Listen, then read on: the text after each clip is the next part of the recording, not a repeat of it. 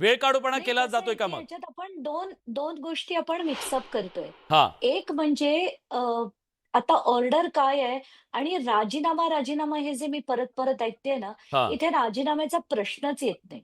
इथे आमदारकी रद्द होते. आमदारकी रद्द झाली, तर मंत्रिपद आपोआप रद्द होतं.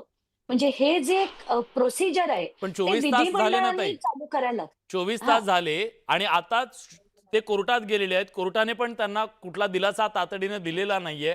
मग कदाचित पहिल्या वेळेस झालं तसं 8-15 दिवस न्यायालयाची प्रक्रिया चालू राहीपर्यंत नाही, नाही. असं नाही, हां. नाही, हं, नाही, नाही. हं. त्याच्यात ते छोटंसं करेक्शन मला तेच करायचंय. हां. कारण पूर्वी रिप्रेझेंटेशन ऑफ पीपल्स ॲक्टमध्ये 8 चा जो सबसेक्शन 4 होता, हं. 4 चा जो कायदा होता, त्याच्यात जर तुम्ही वरच्या कोर्टात अपील केलं 3 महिन्याच्या आत, हां. तर तुम्हाला ती आमदारकी ठेवण्याची परमिशन होती. हं. पण आता सुप्रीम कोर्टाने तो 8-4 चा जो कायदा होता, तो रद्द केलेला आहे. It is ultra virus.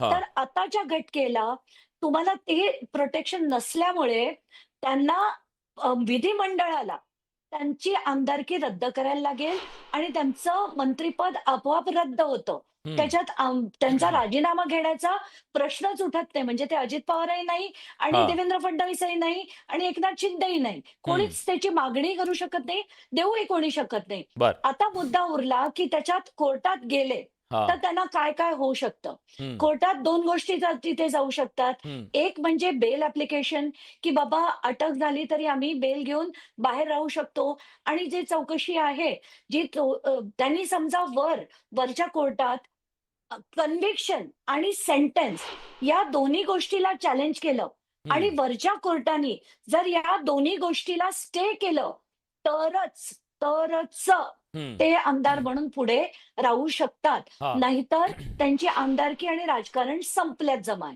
ठीक आहे. आज मला मुद्दाम हां, मुद्दाम हां, हां. विलास प्लीज, एकच प्लीज. मिनिट. हां, हां. मला आज सुषमा अंधारेंचं कौतुक करायचंय. कारण हं. आज जे त्यांनी प्रेस कॉन्फरन्स घेतली आहे आणि ड्रग्सचा मुद्दा मांडलाय, हं. त्याच्यात सुषमाताई तुम्हाला माझं पूर्ण समर्थन आहे आणि आपण एकत्र मिळून कारण ही जी सगळी घाण सगळ्या पक्षांनी केली आहे, इन्क्लुडिंग मी आता तेच ट्वीट केलं, हं. की परत जर धनंजय मुंडेसारख्या व्यक्तीला, की ज्यांनी एकानंतर एक स्कॅम्स केलेत, कराडसारख्या माणसाला मोठं केलंय, यांना जर तुम्ही कोकाटेंच्या जागी आणून आमच्या डोक्यावर थापणार असाल, तर तुम्हाला देवेंद्र फडणवीस महाराष्ट्र माफ करणार नाही.